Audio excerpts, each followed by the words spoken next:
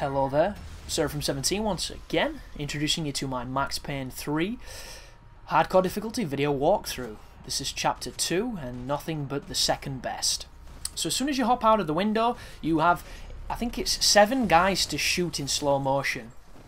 And your aim's probably not going to be too great at first, but the more you play, the better your aim will be. And you should be able to do that without too much trouble. But you can't dilly-dally at this moment in time. You have to go up these stairs to trigger the cutscenes, because on my first playthrough I actually failed here and the bad guys got away because I was too busy looking for collectibles and just enjoying a new game. So be careful of that. But as soon as you come here, you'll trigger a cutscene and the enemies will be below you. So from now on, I'm just going to be doing Max Payne 101.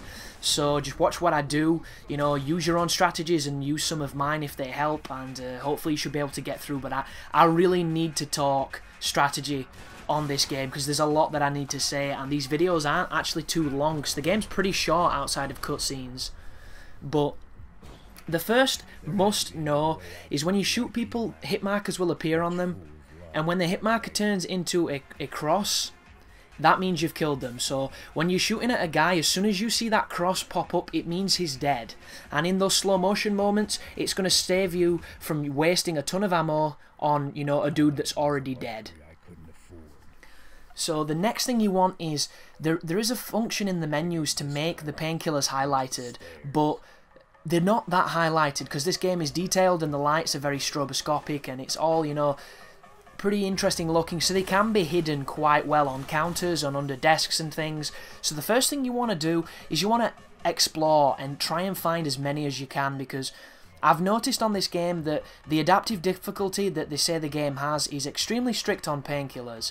I find myself on levels that are really easy. I have 9 painkillers, and I find myself on levels that are exceptionally difficult with 0 painkillers. And it makes the game at times feel incredibly unbalanced. And you can put yourself into a really shitty situation based on how many painkillers you have. So exploring to find them is a must. The next thing, painkiller usage. This is going to be pretty much down to how you play. Your painkillers will be used automatically on this difficulty if you get kill-shotted and you have the opportunity to shoot the guy that killed you to stay alive. And what will happen is, if you run out of ammunition, you'll die because the guy will get away. If you don't kill him, you'll die. You have to kill the dude that shot you. So always prioritize that guy. And when you come out of the animation, you're going to be laid on the floor. And it's kind of bullshitty that Max takes so long to get up, but it's just how it is. And before he gets into cover, he actually stands all the way up and then goes into cover, so you are exposed and you are vulnerable during these animations. A little tip to try and help you survive in those moments, it's a wasteful tip, but it will work. If you have slow motion, if you push the right analog stick in to manually go into slow-mo, it'll help you get up, it'll help you, you know, not take as many shots, but it's never going to guarantee safety, so just be super careful when it comes to getting knocked down. This directly translates into the shoot dodge. The shoot dog is... Dog? What the fuck am I on about? The shoot dodge is a fantastic ability, but the sensitivity while you're in it is so sluggish, it makes it really difficult to take down 2 or 3 opponents. I mean, if you can kill 2 guys in one dodge, you're lucky. And the reason for this is Rockstars have made it so that if you touch anything while you're dodging, it takes you out of it. And you will die so many times when you dive to the side, not knowing there was something there, and you hit it, time resumes, and the enemies just pump you full of rounds. Because on hardcore, they kill you in about 3 bullets. And that might sound incredibly, you know, suicidal, but you can manipulate pretty much all the experiences on this game so that you don't take damage.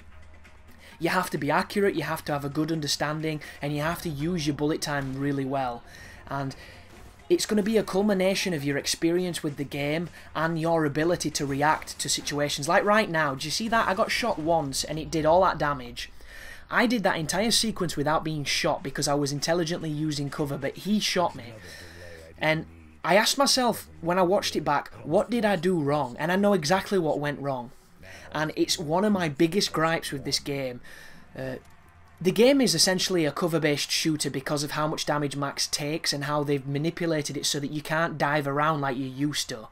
And I'm probably going to get some person on the comment section saying, you can dive around, you're just not good enough. And I'm sorry, you can dive around, but it's suicidal. And it sucks, because that's what makes Max Payne Max Payne. You're dashing around. It used to be the easiest way to survive. Just dash everywhere. As soon as you landed, dash again. Because the enemies would always shoot where you were, as opposed to where you are. But on this game, Max takes too long to get up. I mean, look at this. How much shit am I in right now because of the shoot dodge? Too much trouble. And I could have done this room perfectly if I'd have stayed in cover and if I'd have used the cheeky third-person camera just to shoot people. But I didn't, because I like the dodge. I like to be Max Payne. And it's an interesting mentality that's going to conflict with a lot of players. If you just want to get through the game, play as safe as you physically can. I can't, because I love Max Payne and I've played the old games too much, so it's in my blood. This next shootout's pretty challenging, but you can use this bar here to cheese people, which you're going to see me do. But getting back to the point anyhow, the reason I took damage and the thing that I hate is when you are in cover or when you're out of cover, this game is really animation heavy. They've kind of seen Uncharted and thought we're going to do something similar. And what I mean by this is when you move Max, his body will manipulate the environment dynamically, and his stance will change. So you'll notice right now, if I go close to cover, he puts his guns up instead of holding them out, because the physicality of the environment stops him from being able to do that, and it's realistic. But it also means that my reticle disappears. And do you notice how when I move back, he has to put the guns down before the reticle comes back? And there is a delay. There is an input delay of a couple of milliseconds as he puts his guns forward and the reticle comes onto the screen.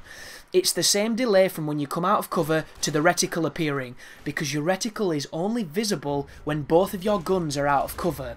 And what this means is you are vulnerable for a couple of seconds during those transitions where you will take damage. And on a difficulty where 3 bullets can kill you, this is completely unacceptable, and it makes it harder than it needs to be. And it pisses me off, guys. It makes me so fucking mad, because it should be 1-to-1. As soon as you start holding the left trigger to come out of cover, your aimer should be there. And I know it's unrealistic, but it's a fucking game. They're making realism that's affecting the difficulty, and not because it's anything other than a mechanic. It's literally because it's how the game functions. They're making the function the difficulty, and I'm not fond of it. It makes it feel sluggish, and it makes it feel like the game is against you. Especially when the enemies are perfect aim, they have reflexes like computers, and it feels pretty steep at times. It feels pretty much like you're gonna lose. So hopefully with this guide and with some of the knowledge that I'm going to be dropping, you should be able to overcome. But thanks for watching, guys, and you take care now.